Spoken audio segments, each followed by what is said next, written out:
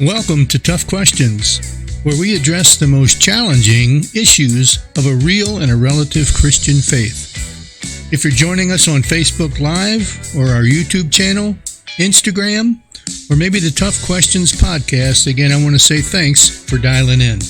Now let's get into our subject for this episode. Well, good morning, everybody. I'm glad that you're here with me. We're going to get into session number 2 today of our new series we started last week, titled Rethink. And again, the idea here is to rethink those major choices and decisions that we all have in this life. I'm not talking about the chocolate or vanilla type of choices. I'm talking about the things that make a tremendous difference in our life.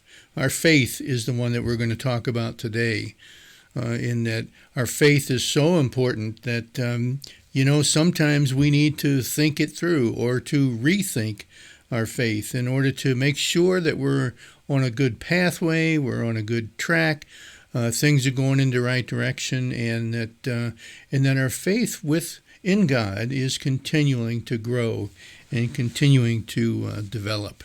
That's the journey that we're on today. We know that our faith can be one of these things that's it's either growing or it's dying, one or the other. Faith really you don't get to a plateau and say, I've arrived. I don't need to do anymore. I don't need to, follow any of the practices that have helped me to grow in my faith. That never materializes. We're either growing or we're dying in faith. We need to continue the journey of knowing God and of following, the call of God on our life. And I think it's a lifelong journey, one that all of us can appreciate. So, our Christian walk is growing or dying. It can be a full-time gig or it can be a part-time thing. I know a lot of people that they do their absolute best to live out their faith in all the different aspects of their life, and that's good. That's the way we should be as Christians. But I also know people that it's more of a part-time thing. I'm going to be a Christian on Sunday morning. I'm going to be a Christian, at the dinner table. I'm going to be a Christian. And I see a homeless person, I'm going to go give them, some money or whatever. But it's not a change of heart. It's not a total way of life. And that's what we need to rethink when it comes to our faith and our faith in God. There was a poet, and the man's name was John Dene, and he kind of summed things up. As we look at this issue of faith in our life, he summed things up regarding our death and how faith kind of interacts with that. He summed it up this way. He says, death comes equally to us all, okay? And it makes us equal in its coming. What's he saying? He's saying that in the face of our mortality, we're all equal. It doesn't make any difference what side of the tracks you're from, or it doesn't make any difference what your socioeconomic status is, or, the number of mistakes you've made in life, or anything else. It doesn't make any difference.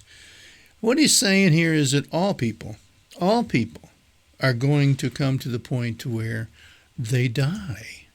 And when they die, what else is there? Norman Greenbaum, what he was singing about was, that point of, the end of life comes, you take that last breath, and what's important is your faith.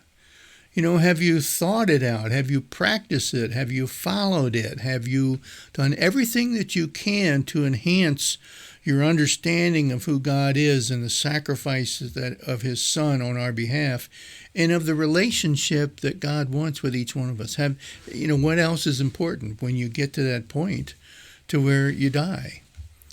Our founding father, John Wesley, founded Methodism, and his brother Charles was a preacher also and pastor, but a hymn writer, and he wrote many of the hymns that we all enjoy. But one of their congregants was a physician, And he said this to John Wesley. He said, "Most people die for fear of dying, but I never met such people as yours." He says, "None of them are afraid of death, but are calm and patient and resigned to the last." What he was saying was, yeah, we're all equal in the face of death, but when you have that relationship with God, when you have that hope and you hold on to those promises that God has given to us, man, it sure makes going from this life into the next life that much easier, that much better. People don't die for fear. They're not afraid of death because really this life is the beginning. It's not the end, and that's what our faith teaches us. Now, but there are some things, I think, that keep people from developing and following through on having a vibrant Christian faith, a vibrant relationship with God. And today I want to kind of look at a couple of those things because this question of faith is so important, not only to us in our lives, but also all of the people that God has placed in our life. All of these people that God has put in our particular families and extended circles.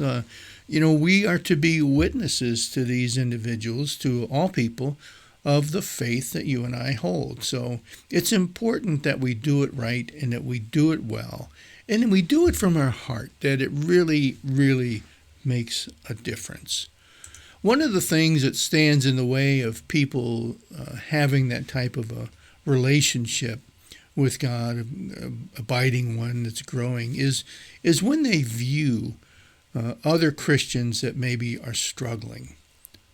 Now, I don't know anybody that has got the whole Christian experience, the whole, God-human relationship thing figured out. I don't know anybody. Certainly as we go through life and we go through the studies and prayer and all of the things that lead us to God and an understanding of God and in that relationship, yes, we grow and we become stronger in our faith, but I don't know anybody that's got it all figured out. But I do know people that wrestle with their own faith and then they're discouraged because they look at other people that are Christians and see that they're struggling too. That their faith is not abiding, that they're not growing in faith and becoming better and happier and easier and, can outwardly, show the benefits of what's going on. I don't see a whole lot of that either. What I see are sometimes people struggle in their faith and they bring other people down because of the expectations that maybe they had. For those of you that recognize the name Hillsong, Hillsong is an Australian church. It's a mega church in Australia that literally ministers to millions and millions of people around the globe. They have thousands and thousands of people that belong in the church. They have several different music ministries, and they travel around the globe and do stadium ministries and concerts. And, the Hillsong is a big deal when it comes to contemporary Christian faith. And one of the song leaders that is in Hillsong, his name is Marty Sampson. And Marty Sampson has been quite a legend, if you will, when it comes to Hillsong and all that they've been doing, their concerts, their music, their recordings, their witness in those stadium events. Marty Sampson has been a huge part of all of that. Usually at the front line, singing and playing his guitar and, again, music that he's written. Well, Marty recently came out on Twitter, I think it was, and he made a statement and said, "I'm walking away from my Christian faith." He's walking away from it. This guy that you and I would have looked at and said, this is one of those, those super Christians. He's got it all figured out. He's making the way. He's out there ministering to thousands and thousands of people. And, Marty, he looks just like the guy that's got it all together. But in reality, he didn't. In reality, Marty says, no, I don't have it all together.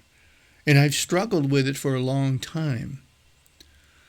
And I'm going to quote from him. This is the quote that he made. And again, I think it was Twitter, but don't hold me to that.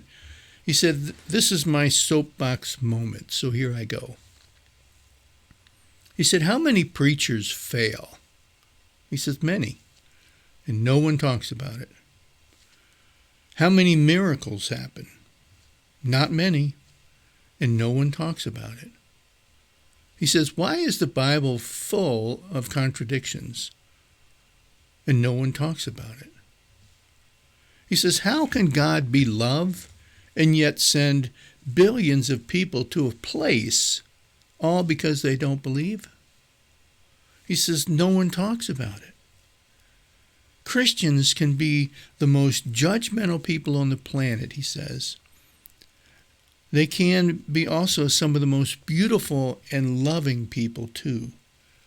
But it's not for me anymore.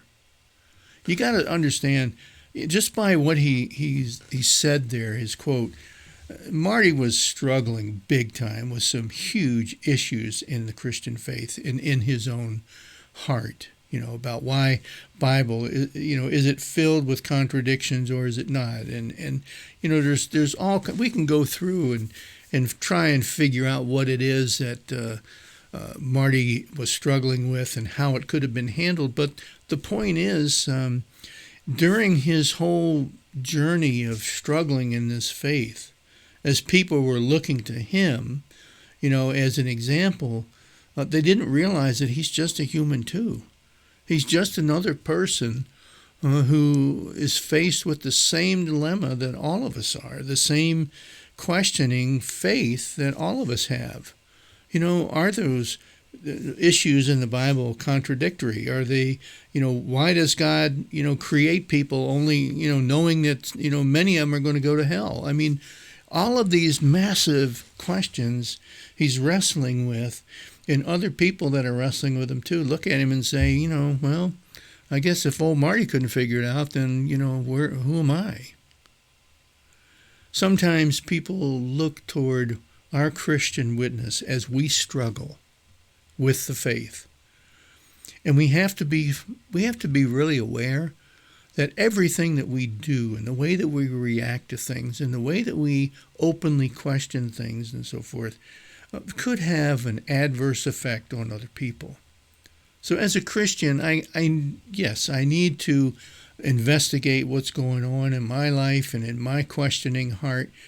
But I also have to realize that other people watch, especially my kids. I'll tell you that right now. They don't miss a trick. You want to know who Joe is, you go ask one of my 5 kids and they'll tell you who I am because they've witnessed it. They've seen it.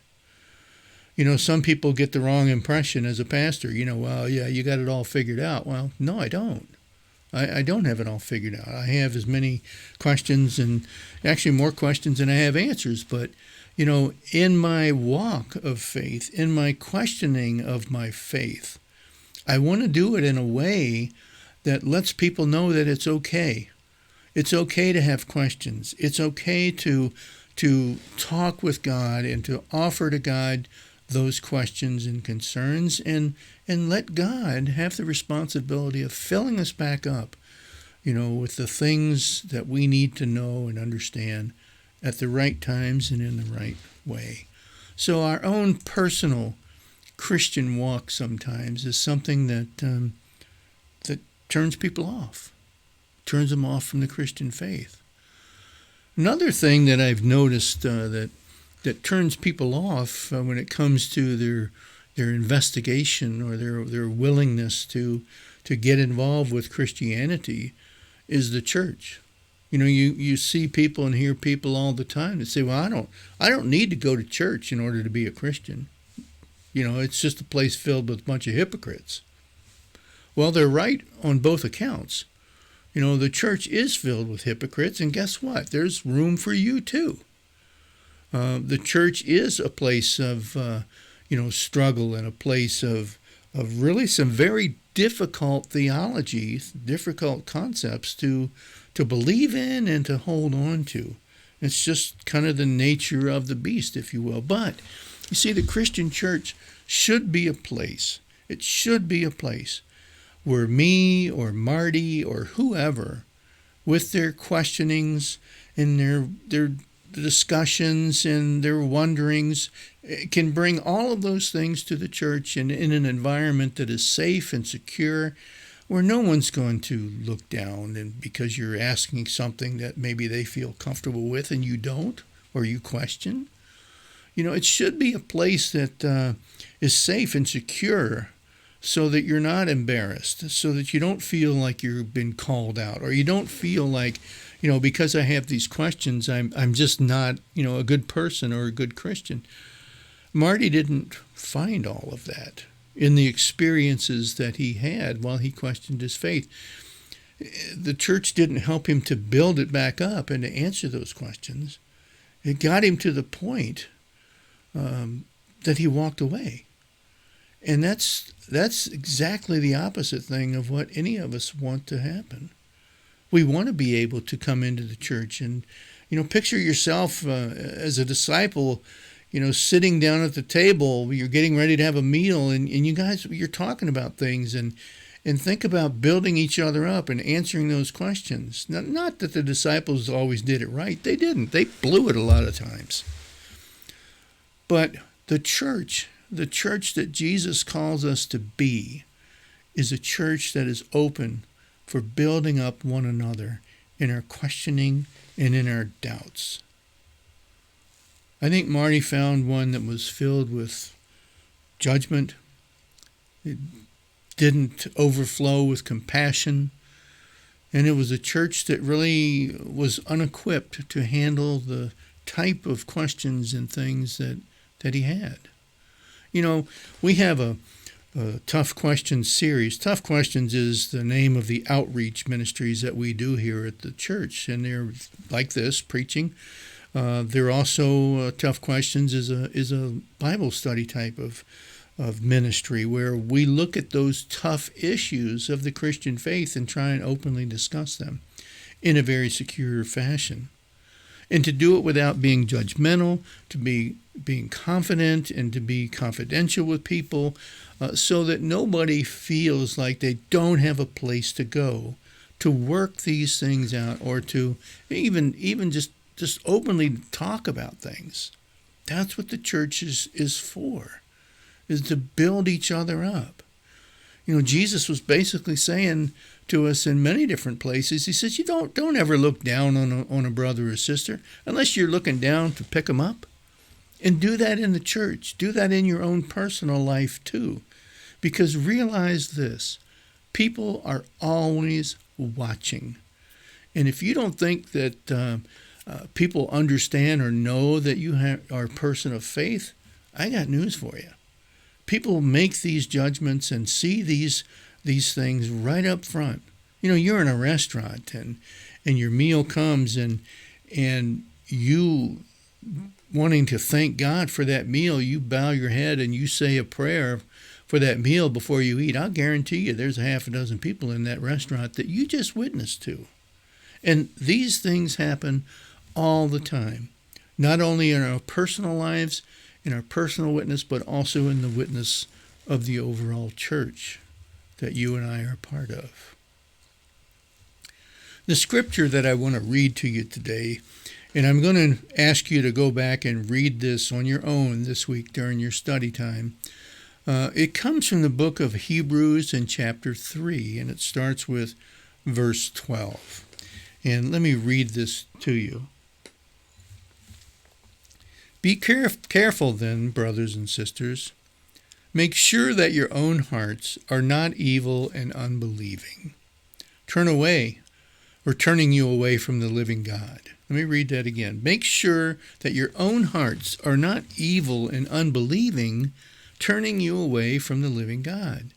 You must warn each other every day, while it is still today, so that none of you will be deceived by sin and hardened against God. In other words, be there for each other. Reach out to each other. Strengthen each other in faith and walk, consider the journey of faith of other people to be part of your own journey. That's what being a Christian in community is all about. For if we are faithful to the end, trusting God just as firmly as when we first believed, we will share in all that belongs to Christ. What's he saying? Hey, he says, be faithful. You remember the vibrancy that you had in your faith walk at the beginning when you first accepted Jesus and life was good because you accepted him and his sacrifice. Don't forget that. Just because the questions get harder and they start to pile on and your doubts and your wonderings start to come, don't lose the faith that you had at the beginning, that vibrancy that was there. Don't lose that. He says, careful then, brothers and sisters, make sure that your own hearts are not evil and unbelieving. Build each other up, turning you away from the living God. You and I are the church. And whether you like it or not, people look at us and they see, what does it mean to be a Christian? Well, is it like Joe? Is it like so-and-so? My thoughts for you this week are that you would continue to grow in your love and your faith and your service of Jesus, and that you would continue to grow as a Christian individually as well as a member of the Christian church. So I want to invite you here next week. Thanks, and God bless. Thank you for joining me. Tough Questions is a teaching ministry of the Rosebush United Methodist Church. Join us on podcast at toughquestions.buzzsprout.com, or you can go to Spotify or Apple Podcast and just search for Tough Questions Joseph Bevan. If you'd like to join us live, you can do that on Facebook Live Sunday mornings at 11:30. Or if you want to check out our video archives, go to our YouTube channel at Rosebush United Methodist Church and just search as one word and you'll find us. Thanks, and God bless.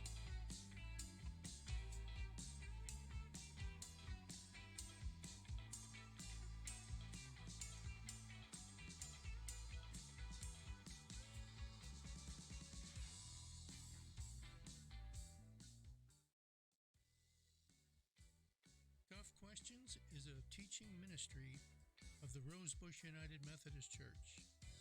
Join us on podcast at toughquestions.buzzsprout.com, or you can go to Spotify